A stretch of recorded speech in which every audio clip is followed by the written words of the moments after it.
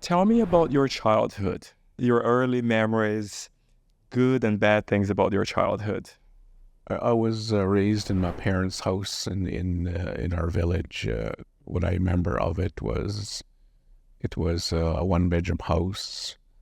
Um, the living area was also the kitchen, and that's where our basically our sleeping area as well. So a one-bedroom home. When the parents had the bedroom, and I and my siblings, we basically slept in our living area was the same area. How many siblings did you have?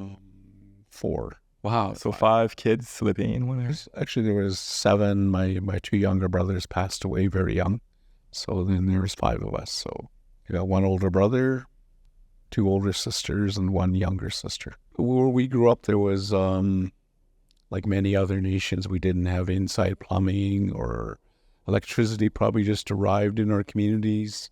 Telephones probably just arrived, and I remember the telephones were just like 3 numbers for all of the Cowichan Valley. So you press 3 or 4 numbers, you reach the other person you're phoning. Like today, you got 250, then the numbers following. But back in the day, there was just like 3 numbers. You could phone your friend in the Cowichan Valley just by pressing 3 numbers.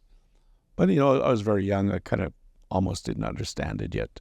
Yeah, so we had to walk probably like a kilometer and a half to our bus stop every morning.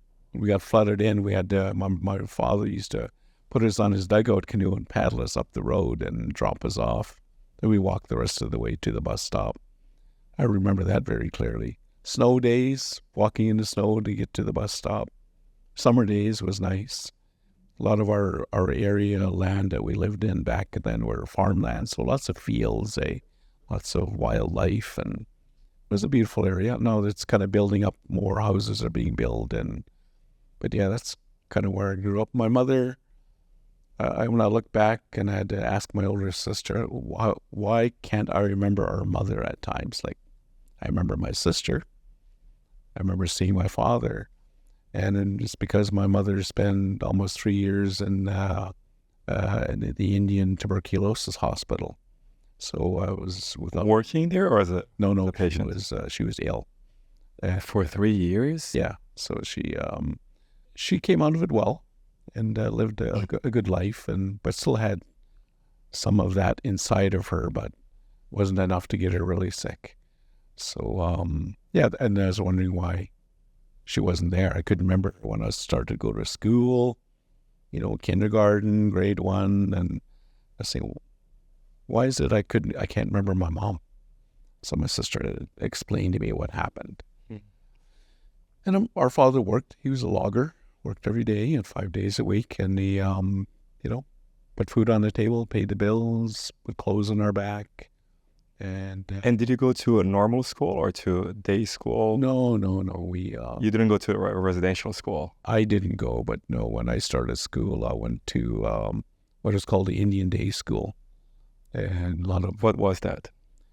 It was a school, but all of the Indigenous students of the Cowichan Valley went to this school. Only Indigenous? Yes, all Indigenous. Was it because you were not allowed to be mixed up with let's call them the white kids? Or was it just a convenience because...